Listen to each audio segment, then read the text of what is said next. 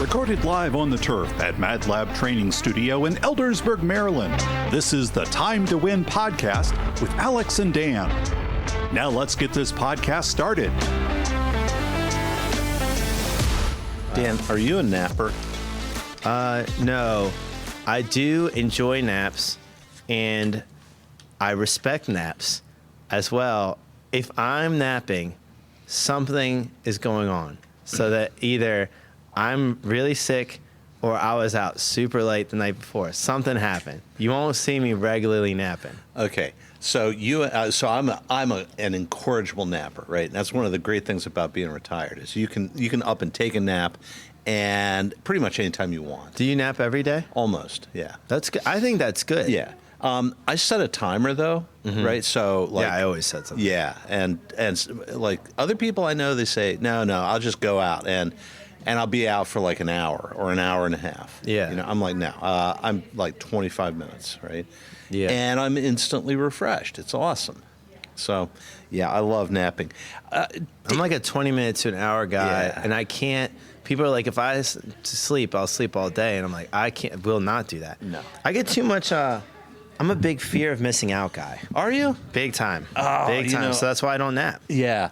I used to be that guy. Mm-hmm. Okay, so funny story here, right? I was in the university. I was in my second year at the university. Maybe it was my first year. What is the university? Like I was going to college, right? Okay. So What school? I was at the College of Worcester in Ohio. Okay, I think you did tell me that before. Yeah, Mm-hmm. yeah, for 2 years, right? Anyway, so one weekend on my freshman year, I was like completely like exhausted, you know, and I knew it. And somebody said, you know, you should go over to the health center and check in for the weekend. And I'm like, really? What's that really? mean? What's that? Yeah, exactly. So I was intrigued. They're like, yeah, you go over there and they'll give you a bed and you just rack out, and like you take a break from being, you know, in the university. So I went over there. I said I was exhausted. I was totally stressed out, and I needed a break. And they're like, great, we're so glad you came. And they took me down the hall to like almost like a dormitory room. There were like 12, 15 beds in there. Yeah. And there were other students just like me. And they're like, here's your bed, and take this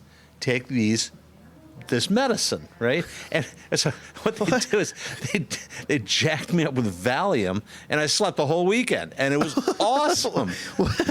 It was like the best thing that ever happened to me. That's no, it crazy. wasn't. But it was such a great break. Yeah, probably was. And you know, like we had an episode one time where we said something like, "Just ask," you know. Yeah. Just ask for a hand.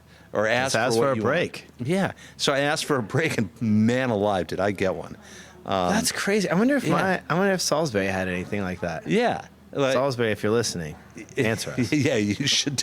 Yeah, you should do this. Take a tip from the kids back in the 70s. Yeah, that's right. That was awesome.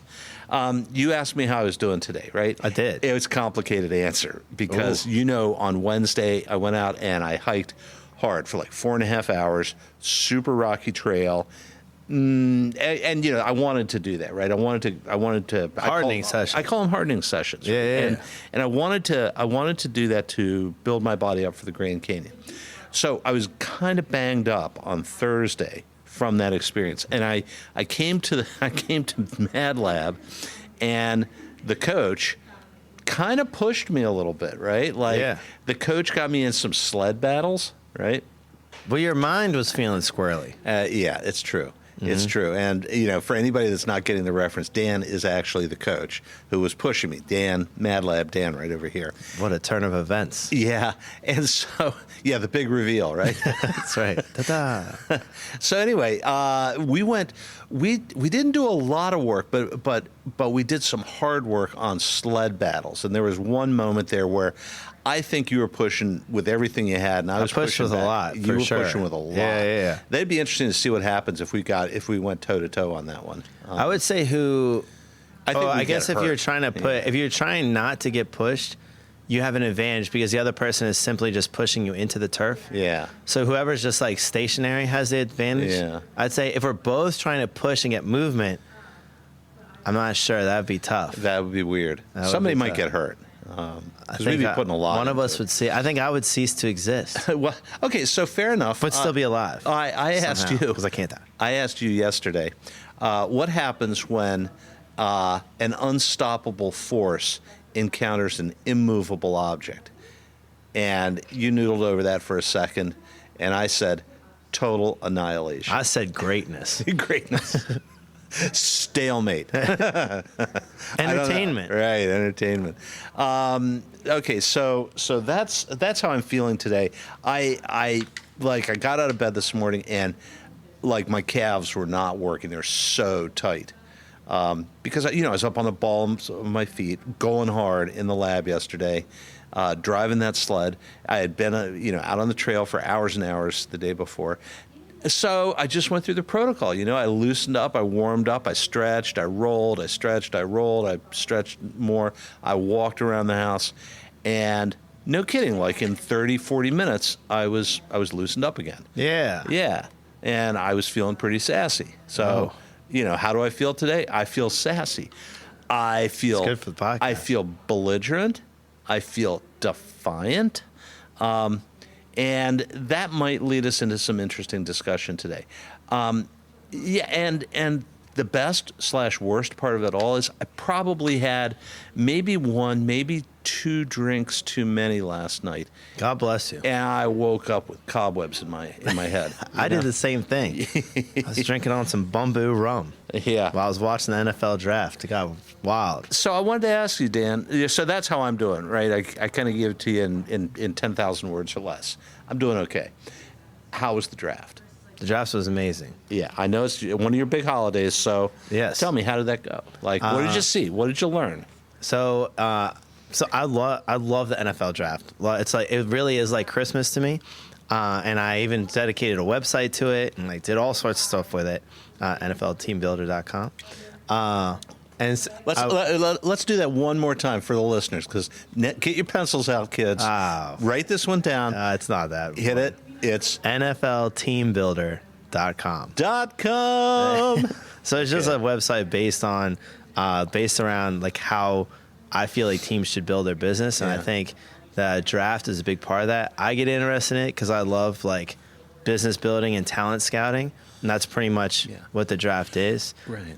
And I was very excited because we moved up in front of a rival and took a player that I love and I thought was the best cornerback in the draft, Terrion Arnold. So I was very excited about that. Where's Arnold coming from? Alabama. Okay. They make some good football down there. They really do. And we like drafting Alabama players. We Yeah. drafted an Alabama defensive back in Brian Branch last year. Okay. So interesting stuff. Well, I could talk for like 5 hours on that. I mean, so. you told me the other day you like that better than the actual season, than the games, right? And I think that's cool because, for you, it's not just about. I mean, it is about football, but it's more about like you said, building the business, Yeah. right? It's fun to watch young talent come in and fight for their jobs.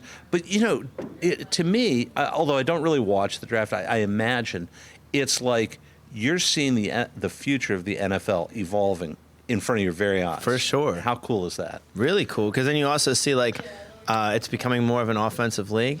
So the first time ever, we got 14 offensive players drafted before one single defensive player was No drafted, kidding. which had never happened before. Wow. Yeah. Okay. And it was kind of wild seeing.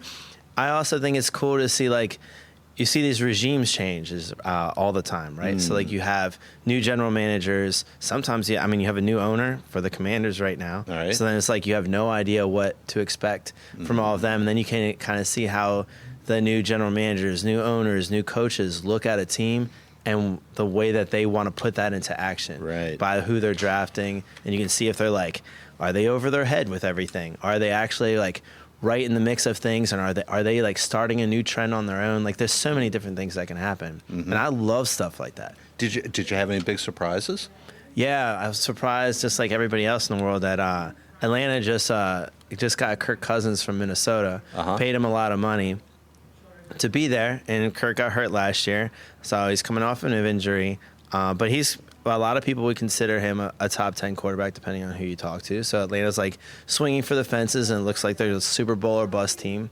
Wow. And then they drafted a quarterback at 8. So then they drafted Michael Penix Jr., which floored everybody. Right. I seem to remember somebody telling me about that this morning. Where's Penix from? He's Washington, University of Washington. Yep, Okay. yep. Huskies? Yeah. All right, He's a go Husky. Huskies. Yeah. Woof, woof. Yep. Woof, woof. So that was very surprising. But then that was a look in the long term when the GM was talking about it. He was like, "Well, Cousins' contract is 2 years. Before we felt like we didn't have a quarterback room. Now we were very comfortable with a quarterback room, whether there's an injury or we're going to groom Penix for the future. There's no urgency for him to play now." And then they also said, which I thought was kind of cool, they don't expect to be drafting that early ever again. So wow, we're in the top 10 right now. That's a this could be the statement. last. It is. Wow. So I thought, I could see like both sides of why people were floored, but then also why they did what they did. So I thought that was cool. Okay, I got another question for you. Yes, sir. Okay, I'm going to ask you this question, and then I actually have a draft answer for you. But I also want to tell you, yesterday you said you had some questions you wanted to ask me. Do you still have questions you want to I ask me? have questions every day. Okay, all You right. go ahead and ask yours. I'm I'll gonna rant ask about this. something. Did you do your homework? Oh, son of a. Son Shit. of a sea biscuit. I'm not kidding. I thought about it for when I got out of here on Friday, and then it just escaped my mind. Okay, so We were getting a new car and everything. Jules got a new car, by the way. Okay, that's Yeah, awesome. yeah, yeah. Did she get a new car, like a brand new car, or a new for her? New for her. And Yeah, did yeah. she get the car she wanted? She got the exact car that she wanted, and she is thrilled. And she paid the price she wanted? Yes, better actually. Even better. And it was a fight. It was a 3-day battle, and Jules was very upset one night. Yeah. Because they tried to kind of bully her at the dealership.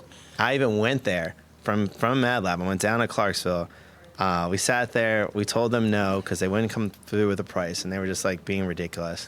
We left there. She was a little upset she didn't get the car, but I was like, Jules, it's a war of attrition, and you're winning. That's what I told her. The next day, they texted her, and I said, "Oh, I think you should say this. Just stick with your prices." She said that, and then they met her at her price. Yeah. And they also Dan, kind of made a mistake and then lowered it even more, so she even got more money that's off. awesome. Yeah. You know, Dan, it's life is a game of at-bats, right? And I love the way you said that. It was a war of attrition, right? And you're winning. If you just keep coming back, you're winning, okay? Yeah. If you just keep coming back and getting back in the ring or swinging for the fences constantly, you are gonna connect at some point, and you're gonna hit At the some home run. point, yeah. And that's what you're going. Life is all about home runs. It is. Well, That's right, Mike. You know it is. I mean, I would Mike's say it's laughing all over about there. at bats, but you don't get a home run unless you're at bat, right? It's a power league. It's a Life is a power league. We want home run hitters. Okay. So you did not do your homework though. No, I did. No. And then the NFL draft was this week. And I was doing my website stuff. I asked you a yes or no I'm full of question. excuses. I don't want them. Just like in school. No, I don't want your excuses. Your excuses don't get the homework done. All right. Hey, Okay. kids, write that down. Excuses don't get the homework done. The only thing that gets the homework done is doing the homework. All right. So I'll tell you what it is. Tagline. it is. I am chaos magnet home run hitter. That's it. Maybe. I don't know. I'm not sure that I'm feeling full of chaos today. if that's your business brand, I'm probably not coming in the door. Okay. Right. I got. Hey, you might not be buying, but you're interested. Yeah, I'm not. I got enough chaos as it is. Thank you. I got one for you. Right. Okay. Yeah. Hey, producer Mike, you might want to write this one down. Yeah, write this down, Mike. Okay. Write it down. Building better humans at the speed of life. At the speed of life. That is actually pretty cool. I'm not done yet. Yeah. Patience, presence, results. Okay, I mean, How do you make these up? That's like brilliant. It's okay, all right. I mean, it's okay. It's okay, but I would say it's more than okay. it's got to be something quick and easy, like chaos. Yeah, chaos personified or whatever it was you said. Chaos in a can, lightning in a bottle. I don't know. But Agent of chaos. Agent of chaos, right? But Dan, I've been working with you for almost 2 years now, and you're always there. You're always paying attention to what I need. You're willing to go on that long path with me, and we're getting results, right? I mean, just in the last couple of weeks, I feel like we're getting some breakthroughs, right? I do think we are. Yeah, like the mobility is increased. The stuff that was stuck is starting to loosen up. The strength that was always there is still there. You know, so that's it. Building better humans. We talked about that before. I will say that's one of my like that kind of goes across one of my pet peeves with really with life in general. Like we talked about, like you should have a goal, right? If you're training, you should have a goal, and if you're training somebody, you should have a goal for somebody. Like they'll have their goals, but then you should also have like things that are set. And one of my big goals, and I was just telling this to a new trainer with people, is if they have some like movement limitations or they have some pain or whatever, then some mobility and corrective stuff is good. But one of the goals should be, can you get them more into a strength and conditioning session and have that like hold, as in like they don't do that and then they end up with pain and stuff. But like if they're not feeling great or they're like whatever, can it still be more towards a strength and conditioning session instead of like a mobility corrective session? If you get to somebody to that place and you've done them a world of good from any kind of standpoint, whatever their goals are, for sure, definitely from a movement standpoint, definitely from just a quality of life standpoint. So I think that is really important. Yeah. You know, when I was back in the biz, I had to interview people a lot. Yeah. Right. And I would ask them a question, like, you know, you go to interviews and people are like, well, tell me about your career a little bit, or tell me about 5-year plan. Yeah. I can't tell you my 5-year plan right now. Yeah. I don't think those are good interview questions. Right. But I'm interested in understanding the character of the person that I'm going to be working with. Okay? I always ask them, I say, tell me about a time that you screwed up and what you did about it. Totally. I ask the same question. I say, tell me about the greatest failure in your life. Yeah. Right? And what happened? And, you know, then I learned something about, I would have said like, being born, and then I would have said I lived. Yeah. I don't think you had much choice in the being born part, okay? Not a whole lot. But you did something with it, right? I did. I'm still alive. But we used to ask that question a lot. I'd ask them the question, why are you here? Like what do you want? And that caught a lot of people off guard, right? And you know, we would get some good answers sometimes, though. Like we had a person say, I need a job, right? This is the profession I'm in. I mean, I want to work for your company because it's a good company, but honestly, I need the job. I have a mortgage, I have mouths to feed, you know, and I need a paycheck, man. That's why I'm here. I want to provide. And we were like, yeah, that's a pretty good answer, actually. You know, you're honest, you're authentic, okay, and you're in need. We might have a place for you, possibly. Right? But like when people come in and for me, I would say you're not. That wouldn't get somebody hired for me. Yeah. Well, I mean, that by itself is not the go no go question, but you know, it's a building block. The answer to that question is a building block. Like, you know, what did you do with your greatest failure? Nothing. I failed. I didn't learn a damn thing from it. Okay, thanks for your time. Yeah, you're not hired. Goodbye. Because that job question I ask, like, if I'm interviewing, I always do a phone interview first, right? Yeah. So I look at the resumes, I look at everything. If I like somewhat what I see. And resumes or whatever, they can be all over the place. I would just have some things that catch my interest. Yeah. I don't even care about the organization of it because most people were never taught how to really write a resume.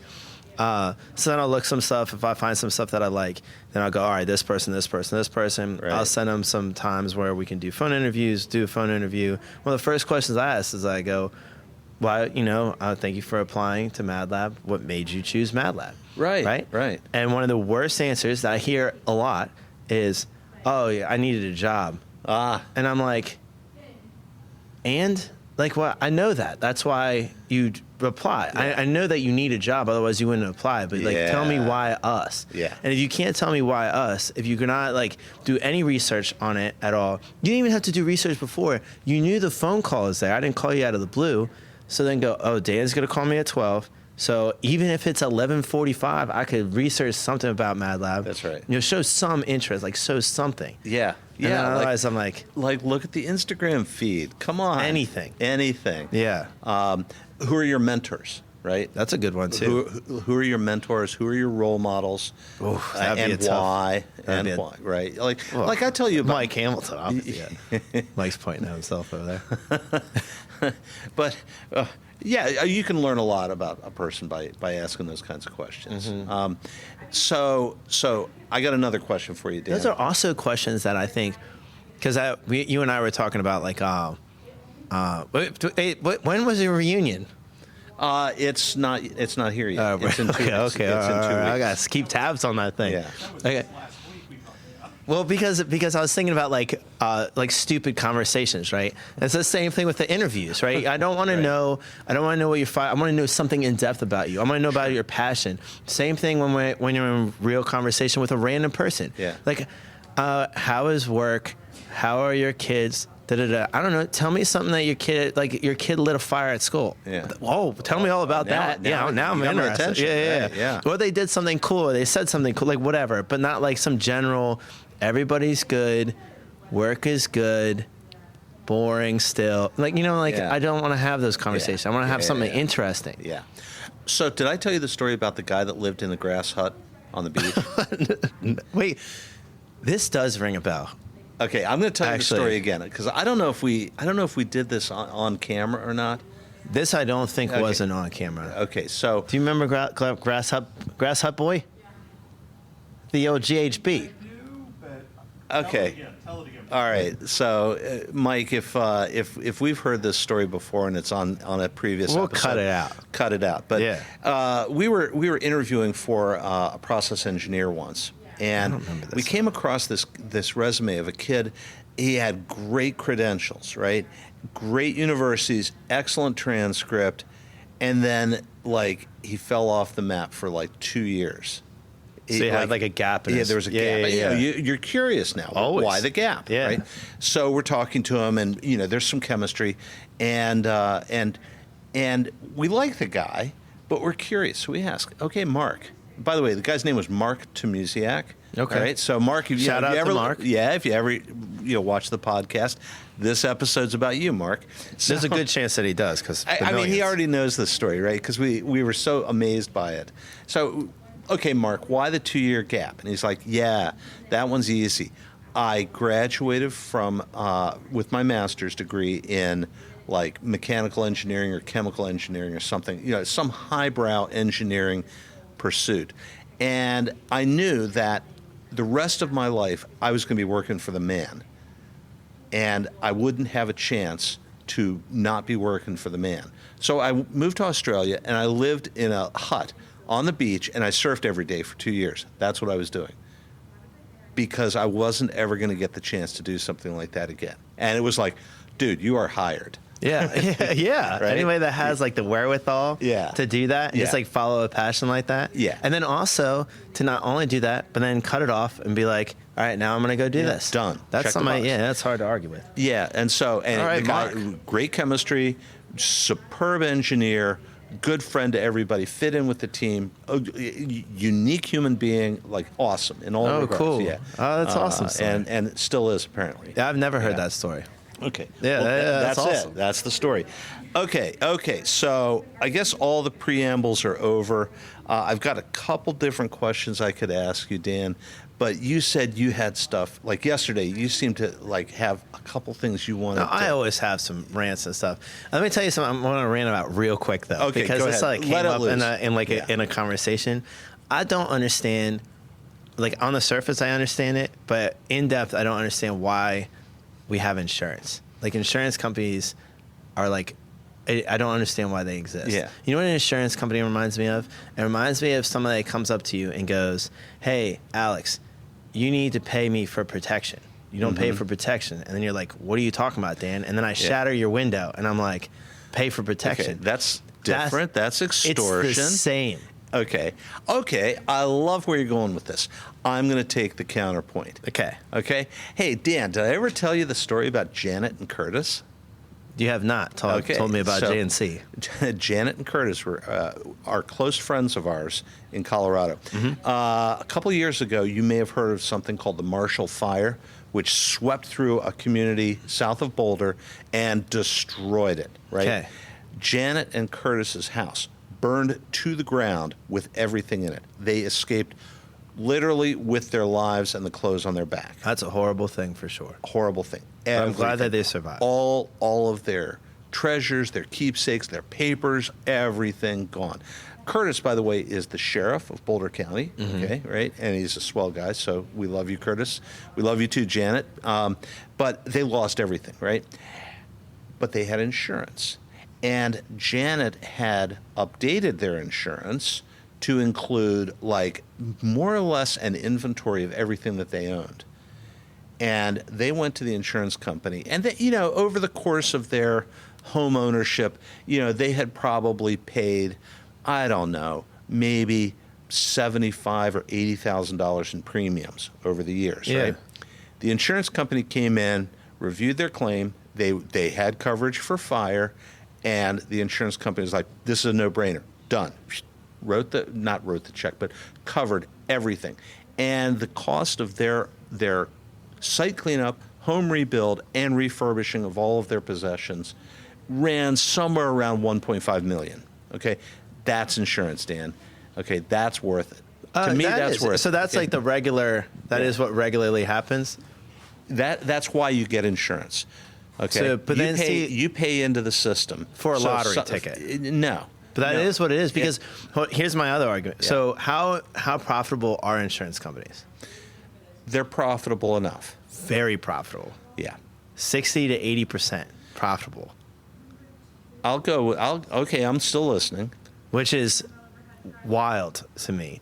So that means that almost nobody benefits from insurance except for the companies, because they exist just for large scale profits. Yeah. That's the problem I have with it. I like the idea of insurance in general, but to have this many insurance companies and also them sway things to do however that they want to, like they have lobbyists that do all sorts of things. They change the rules just like we talked about. And then a lot of times, especially in like life insurance, is the wildest one to me. It's so hard to get a payment out of health insurance, life insurance, homeowners insurance. That doesn't always, like that's rarely the case that you get written a check right away like that without some extensive battling. We have Dr. Sean in here, and I know the fights that they have with insurance all the time, with just health insurance, just people's health. You're fighting for all the time. It's just, that's crazy to me. And it's all in an event. It's all with a strategy in mind to be very profitable. Okay, fair enough. I believe everyone's entitled to make a living. Okay? Yeah, I do believe that too. Okay. Yes. Maybe insurance companies are making more money than they ought to, but I'll tell you what, Dan, I'm so glad I have insurance. I don't like the way it works. Okay? Right. But man, when I go in and like I went to see my cardiologist, I don't know, 2 years ago, and cardiologist says, "Yeah, you know what? I think I'd like you to go get like a CT calcium scan, right? Right. We're going to take pictures of your heart and see if you got blockage." And I did. I got the scan. I had blockage, not enough to matter. It was more like scar tissue, really, right? And that's cool to know that, right? Because you can develop a treatment protocol or a lifestyle plan that's gonna take care of that, right? Or somehow, work around it, whatever. But here's the rub. I got the bill, okay? I ended up paying $0. For the scan? For the scan. How much would a scan cost otherwise? Okay, that's a great like question. $50? That's a great question. Because that's how much it should maybe cost. Let's consider how much does the machine cost that does the scan. Okay. I don't know. That's an expensive machine. It's an expensive machine, Yes. right? It's maybe $1 million. That's a nice figure to work with. Let's say the machine costs $1 million. Could. And you got to pay somebody to run it. Yes. And you got to pay the electricity bill to keep the machine on, and you got to pay a dock, and there's costs associated with For sure. Initial setup and then operation, right? And then throw a profit margin on top of that, right? And everybody's going to want to take a cut. Mm-hmm. Okay, so I don't know what it actually costs to get the scan, but I got the bill for that, and insurance covered everything, and the cost of the scan was like, I don't know, $7,000. Yeah. Okay. Now here's where it gets really interesting to me. I don't think it actually costs $7,000. I think that's a number that they made up. Mm-hmm. Okay. And the insurance company is going to talk to the doc, and they'll figure something out where maybe what they'll actually cover is $1,000. Okay, right, and they'll say, okay, we're going to call it a $7,000 procedure. We're going to pay $1,000 for it, and Alex pays nothing because he's already in the program. He's all paid up. What happens to that other $6,000? Right? That's an interesting thing, right? I've got $7,000 on paper. I've got $1,000 paid up. What happened to the difference? Can I write that off somehow? Can I leverage that to my tax advantage? I'm all about leveraging things to the tax advantage for sure. I just feel like the health insurance can create whatever cost that they want, and then they also create how the doctors get paid out. They do. Right, because that's a huge issue in physical therapy right now.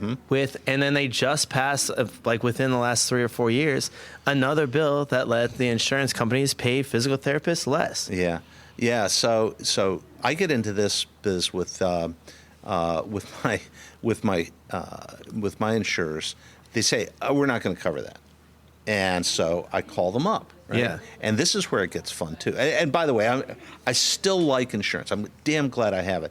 I'm on the fence, perhaps, about how the business is run. Yes. Okay. You're clearly not on the fence. Clearly, if all insurance burned down tomorrow, I would be very happy. I wouldn't. I'd be very poor, right? Nah, everything would be fine. We would figure it out. We'd figure it out, Alex. Eventually, but not. But at my expense, I think. No. Anyway, so it's already at your expense. They're profiting massively off you right now. They can't be making very much money off of me because my premiums are super low. Right? They're making money off most. Okay, that's what I'm saying. Like most people, for you to have profit margins like that, you have to be benefiting off almost everybody. Yeah, those profit margins go in the trash as soon as something big happens, right? Like entire communities get wiped out, and the insurance companies are like paying out hundreds of claims instead of individual But they also find claims. Ways to not pay some of those claims, and then those are nightmare cases, and they're doing that on purpose. So here's a pro tip then, a life hack for you, Dan. When I get denied coverage for a claim that I make, a health insurance claim, I call them up, right? And I ask them, I tell them, I'm challenging this claim. You have denied coverage for this. Before we go any further, could I ask, what are your medical credentials? And the person on the phone immediately folds because they don't. They have a degree they have a degree in English or something like that, right? They have no technical basis for being able to. They have no medical basis for denying that claim. I said, I have been diagnosed by a board-certified specialist with a particular condition. This is the treatment protocol that is the universal standard of care, and you have denied coverage for that on the basis of something. Is it your medical knowledge? And they say, no, it's not. And I said, okay, then I want you to escalate this call to the next level of service, please. I'd like to speak to your manager, or better yet, I'd like to speak to somebody on your medical advisory team, right? And then my claim gets approved. Right? You know what because I thought about? They don't have it. So I think that's an excellent method. I also think that's why there's I feel like people need to have like a medical advocate. Yes. I think that's such an important thing. Yeah. Because there's so many people that go through such crappy care, and really if they had like some kind of like strategy like that, sometimes just small things, it would matter. I tried to get my son's mom to like open a business like that. I feel like she would be an excellent medical advocate. Yeah, for sure. yeah.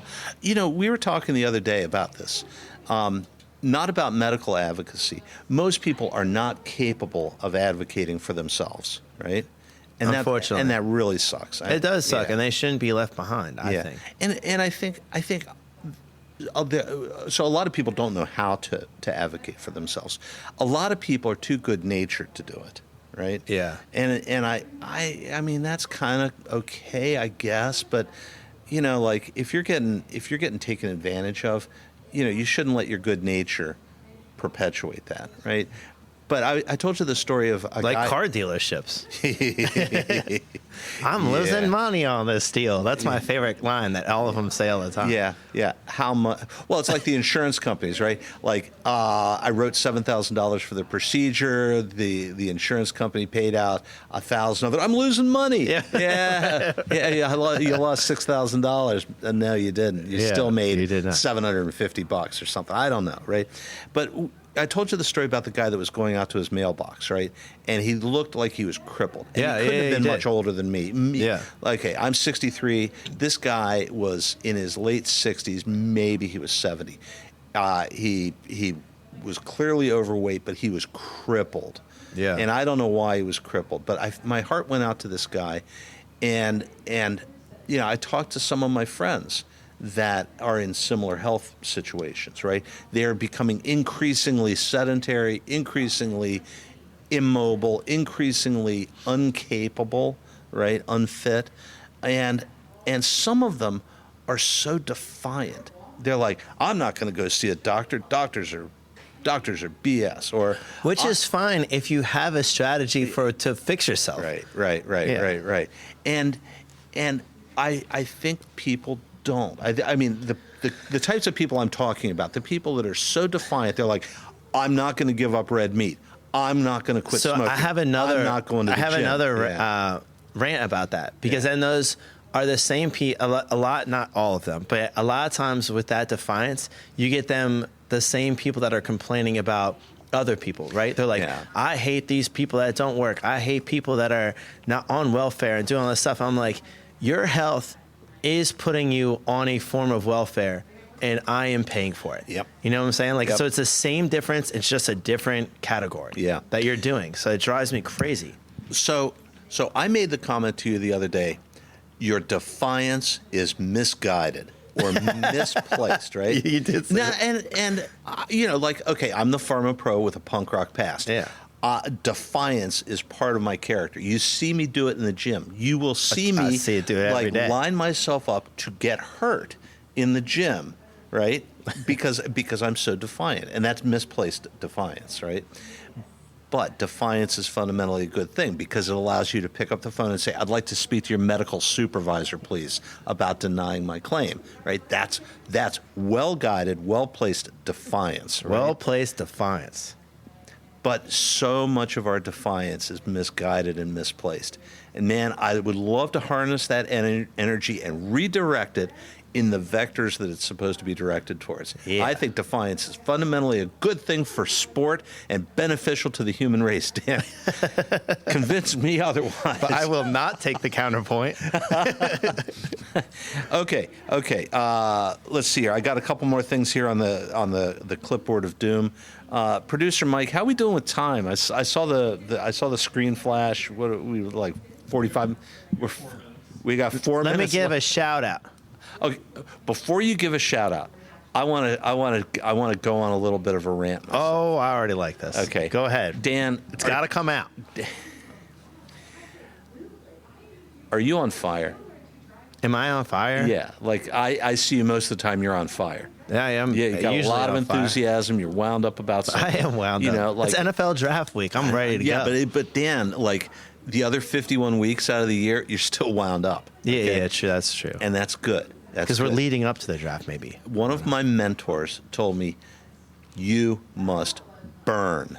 Okay, right? And I get it, right? Like, sometimes, like when I was in the biz, I'd be like typing furiously with one hand, the keyboard smoking, and I'd be choking out a grizzly bear with the other hand as missiles That's were intense. incoming with me, and the flames were just spreading, right? I was so on fire all the time, right?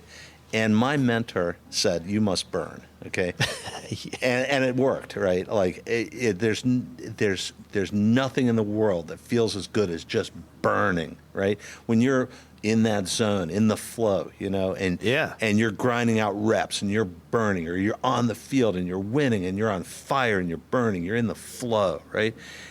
And then my mentor said something that like just threw gasoline on that fire. My mentor said, if you are on fire with enthusiasm, the world will pay money to watch you burn. And I was like, yeah, you know. And That's true. And you know what? That fueled that defiance that I bring, the punk rock ethos, and that burn, like the desire to be on fire all the time, fueled my career and fueled so much of what I was doing, and it made things happen. It made magic happen. I got paid to burn, and that was awesome. You know, so Dan, that'll be my parting shot today. If you're on fire with enthusiasm, the world will pay money, big What a money, quote. to watch you burn. And I think that's awesome. I think that's a beautiful thing. That is a beautiful thing. All right. Okay, so there you go, man. Do we? Is it shout out time yes. now? If you ever find your car burning and on fire, then I'd say reach out to my friends at CNA Auto post haste. I would say Adam over there will take care of you. His mechanics will take care of you. Miss Kelly's over there; she'll take care of you. Great place, great prices, excellent work. Honest mechanics, which is a rarity these days. You want to go over to my friends at CNA Auto in Eldersburg, Maryland, across from the Mad Lab complex. Yeah, okay. So, Dan, I'll shout out to Mad Lab. I rolled in the door at Mad Lab 2 years ago. I was a broken human. Yeah, my wife pushed me in on a gurney in a body bag. You unzipped the body bag and said, I think we can help this guy. And you know what? It's been no quits ever since. No quits ever since. I was one heartbeat away from death. You guys hit me with the paddles and got me back on my feet.